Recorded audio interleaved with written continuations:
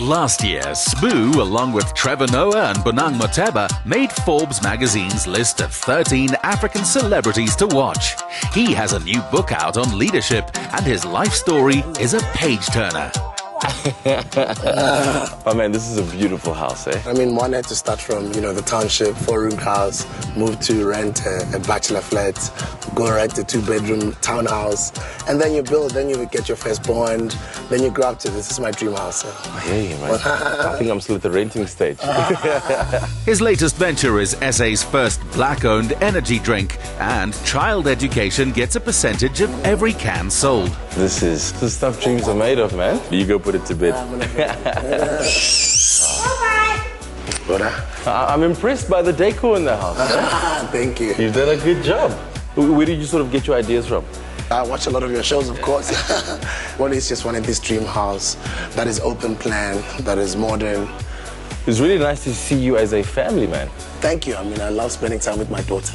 It just changed my life completely. Made me a better man. I went back to school this year, registered for my master's.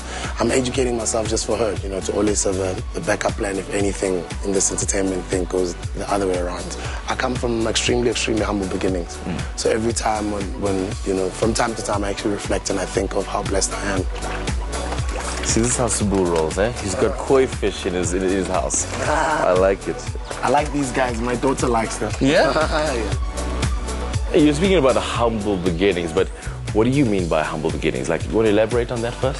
Jeez, I mean, I'm talking 11 people in the same 4-roomed house, sleeping on the floor. A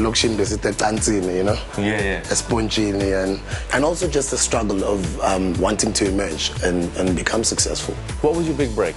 My big break was I got into a community radio station, which was tough to do, but I eventually got on there as a volunteer. I worked there for over a year. Tough in what sense? We're not getting paid, but it was tough to get in, as in to try and get a job, because everyone was there. So I used to take demos and I said, I think I got potential, but they never believed in my voice. But a few people did, and they gave me a shot. Wow. And then I started participating on campus radio, because I was part of the rec team, part of the entertainment committee. I started taking demos to Kai FM, Metro FM.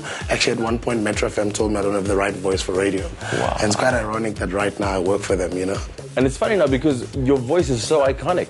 It's humbling to hear you say that, but a lot of people just never felt that my voice was the right voice for radio. And all your hard work's been awarded, with these over here.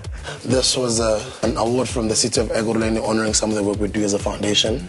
And these are music awards. There's some are multiple awards, some of them at the office. A role model of the year. This one I just got this year as the most inspirational entrepreneur in South Africa, which is really humbling. Just hearing, I know you're a very busy guy. You're a student, you're in radio. What else is there? It's actually very ironic because I'm an electrical engineer by profession. So I studied something completely different, But that's the reason I'm doing my MBA program, because it speaks to what I'm doing now, business. I want to become a better businessman. Just listening to you, I'm exhausted. So what do you do to unwind from all of this? I swim. I spend a lot of time with my daughter. I read, I watch movies. And then my favorite sport, I love tennis. Well, when I drove in, I saw a tennis court, so do you mind if we go out and hit a few balls? Yeah, we've got a court. Can you play? I'm okay, not that great. Are you good? No, very good. Okay. So we can go play, it's fine, yeah. Are you sure? Do you have anything for me to change into, though? I've got you, I'll get you something. All right, let's go. With a set of togs and tennis shoes, the DJ also handed our presenter a rather tidy little lesson in the game. My backhand, it's killing me. Game, okay. Sbu might have taken one of his own energy drinks. With sales of the brand, he aims to take 100 students to university each year and give them the winning edge. Where did it go?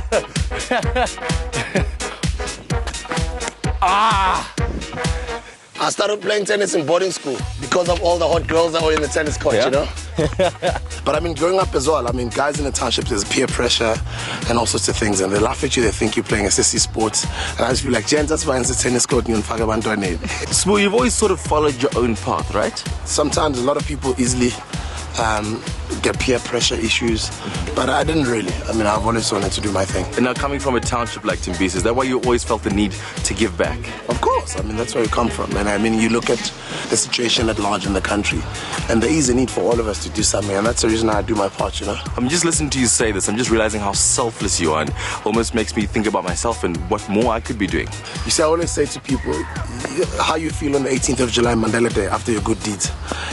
You know, you feel great that you've done something awesome, and that's how I feel every week. And you actually had the pleasure of being able to meet Madiba. Yeah, geez, I mean, I'd been bothering Fikile Mbalula for like 3 years to help me, you know, meet the guy. But fortunately, when it happened, it was the right time because I had an hour lunch at his house.